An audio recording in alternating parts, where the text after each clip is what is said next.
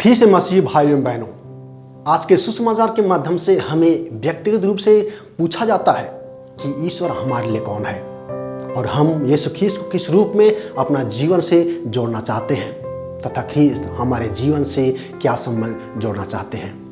अतः ख्रीस्त खुद अपने शिष्यों को पूछते हैं कि मैं कौन हूँ और इसके विषय में आप लोगों का क्या राय है।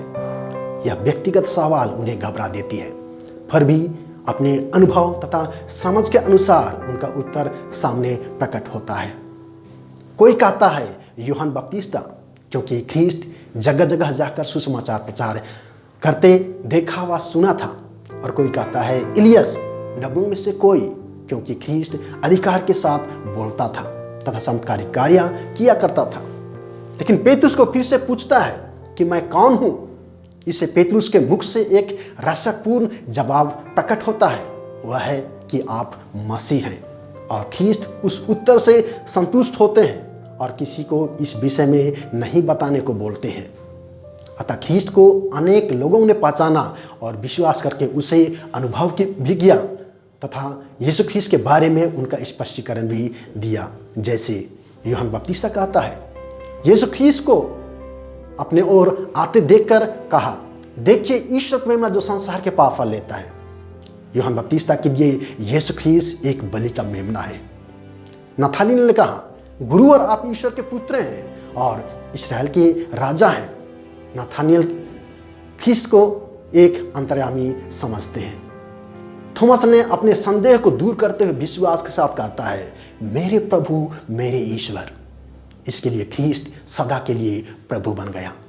डाकू जो ख्रीस्त के दाहिने टांगा गया था, यीशु ख्रीस्त के जी उठने से पहले का दृश्य देखकर कहता है, जरूर वह ईश्वर का पुत्र था।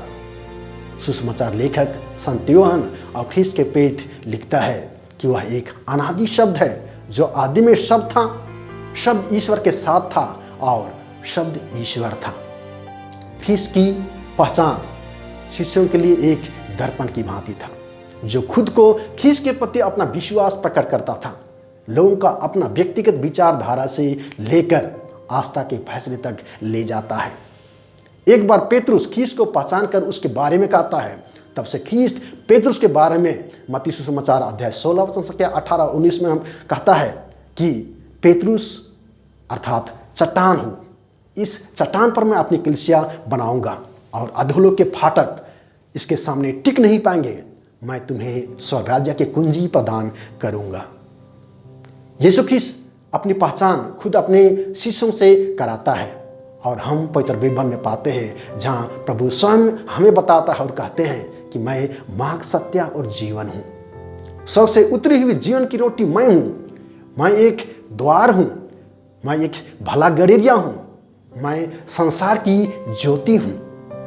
आज के सुसमाचार के दूसरे भाग में यीशु ख्रीस्त शिष्यों को अपने दुख भोग के बारे में अवगत कराते हैं कि उसे क्रूस पर मरना होगा और तीसरे दिन मृत्यु में से जी उठना होगा।